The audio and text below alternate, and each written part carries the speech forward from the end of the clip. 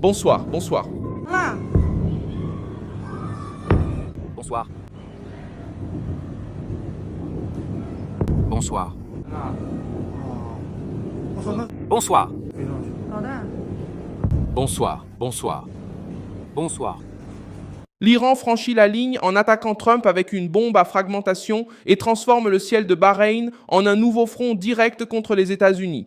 Aux premières heures du 15 juillet 2026, des vidéos publiées lors d'une nouvelle vague de missiles montraient une ogive apparemment s'ouvrir en plein vol et disperser plusieurs points lumineux au-dessus du territoire bahreïni. Un schéma compatible avec des munitions à fragmentation action.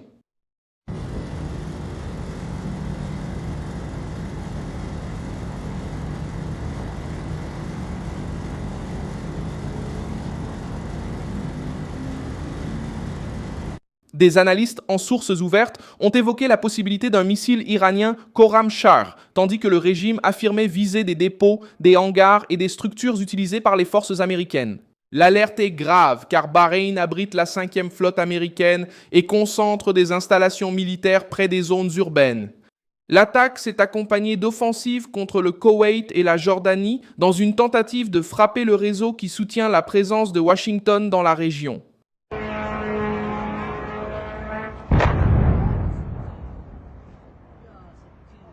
Amen, bonsoir.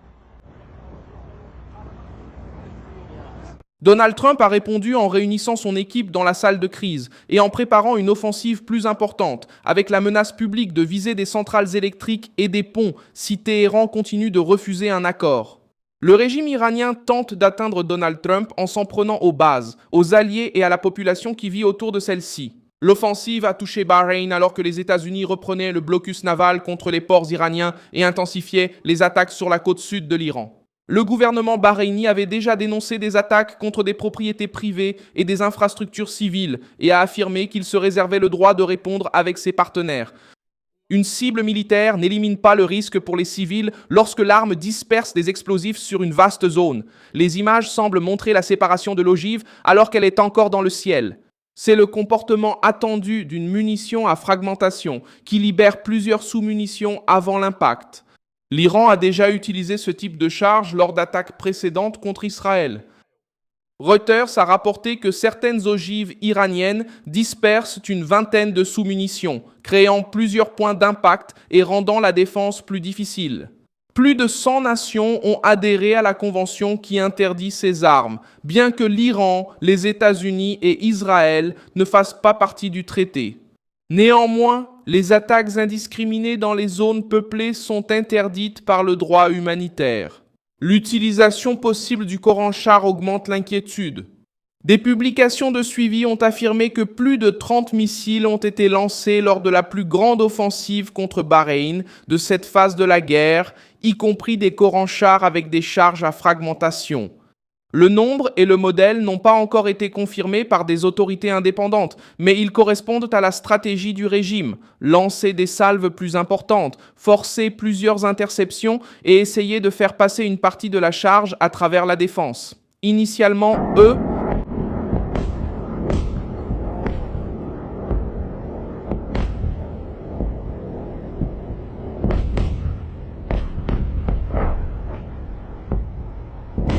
Téhéran cherche à épuiser les systèmes de protection, à interrompre les opérations américaines et à semer la peur parmi les nations qui accueillent des troupes des États-Unis. La base de Sheikh Issa s'est retrouvée à nouveau au centre de l'offensive. La garde révolutionnaire a déclaré avoir attaqué des dépôts d'armes, des pièces de navires et des composants d'aéronefs. A déclaré avoir attaqué des dépôts d'armes, des pièces de navires et des composants d'aéronefs. Dans une autre déclaration, il a affirmé avoir visé des installations d'hélicoptères, un hangar d'avions P-8 et un centre de commandement de drones. Il n'y a pas eu de confirmation indépendante d'une destruction à l'échelle annoncée. Le Bahreïn abrite la 5e flotte qui surveille la circulation dans le détroit d'Ormuz et soutient les opérations maritimes américaines. Attaquer cette structure, c'est tenter d'affaiblir la capacité de Washington à surveiller le détroit, escorter les navires et appliquer le blocus contre les ports iraniens. Le Koweït a été touché dans la même séquence. La garde révolutionnaire, Elle a affirmé avoir incendié et détruit le centre logistique KGL à Mina Abdullah lors de la 4e vague de l'opération Nasr 2. Les registres commerciaux placent des installations liées à Halliburton à l'intérieur de la zone d'entrepôt de KGL, une entreprise ayant un historique de service pour des clients militaires américains. La confirmation disponible est moindre que ce qu'affirme la propagande iranienne. L'armée du Koweït a indiqué que ses défenses avaient affronté des drones et l'agence d'État a rapporté qu'un incendie avait été maîtrisé.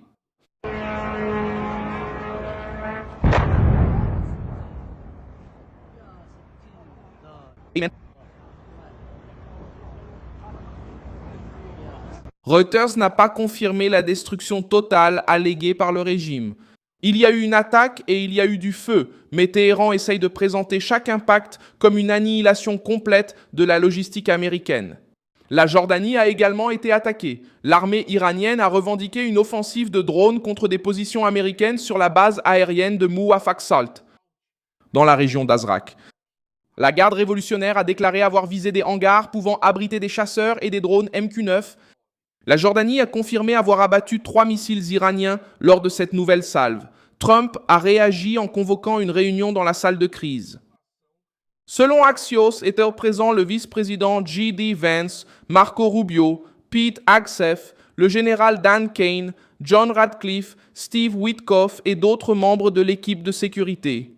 La réunion a porté sur des attaques plus larges que la campagne concentrée dans le détroit d'Ormuz. Avant la réunion, Trump a déclaré à Fox News que l'Iran serait frappé avec force pendant encore 3 jours et que, la semaine suivante, des centrales électriques et des ponts seraient ajoutés à la liste si le régime ne revenait pas à la table des négociations. Sois idiot, mais je vais te parler de Kargil. Alors, tu écartes une campagne terrestre limitée? Non, je ne veux pas dire ça non plus, mais je ne le dirais que si je trouvais cela approprié. Parfois, une invasion terrestre est nécessaire, mais d'autres le feront pour nous. Nous avons déjà frappé l'île Kargil 3 fois. J'ai ordonné d'attaquer tout sauf le pétrole. Laissez cette zone de 25 yards intacte. Ne touchez pas au pétrole pour ne pas affecter l'économie mondiale. Cela fait partie de l'économie globale, donc nous n'y touchons pas. Nous pourrions frapper à un moment donné, mais je pense que c'est peu probable. Pour prendre cela, si nous les affaiblissons bien et que nous reculons suffisamment, je le ferai. Tu prévois ça? La Maison-Blanche n'a pas commenté le contenu de la rencontre, mais la menace a été faite publiquement par le président. La pression américaine a une raison immédiate. Le commandement central a déclaré que l'Iran avait attaqué 7 navires commerciaux en une semaine, laissant près d'une douzaine de membres d'équipage morts, disparus ou blessés. Même sous la menace, les États-Unis ont coordonné le passage de 300 navires par le détroit selon des responsables cités par Axios.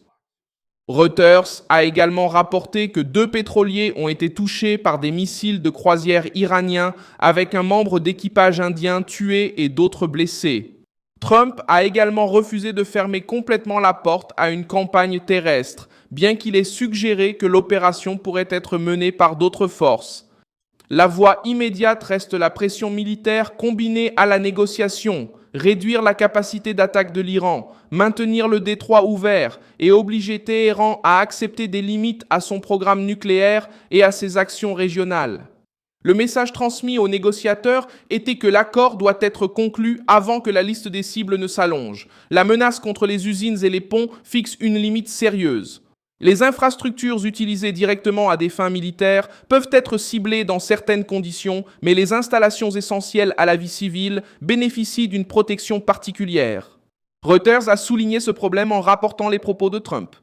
La réponse au régime doit viser la machine qui ordonne et alimente les attaques, sans reproduire la logique iranienne qui consiste à faire peser des risques sur les civils. La force de Washington résidera dans la destruction des capacités militaires, la protection de la navigation et le maintien de Bahreïn, du Koweït et de la Jordanie hors de portée de nouvelles salves indiscriminées. Bahreïn reste en alerte, le Koweït évalue les dégâts à Mina Abdullah et la Jordanie renforce ses défenses. Téhéran maintient l'opération Nasser 2 tandis que le blocus américain se poursuit. Le régime a tenté de prouver qu'il peut encore atteindre le réseau militaire des États-Unis. Il a fini par donner à Trump l'argument le plus fort pour élargir la campagne contre les centres qui commandent et approvisionnent ses attaques.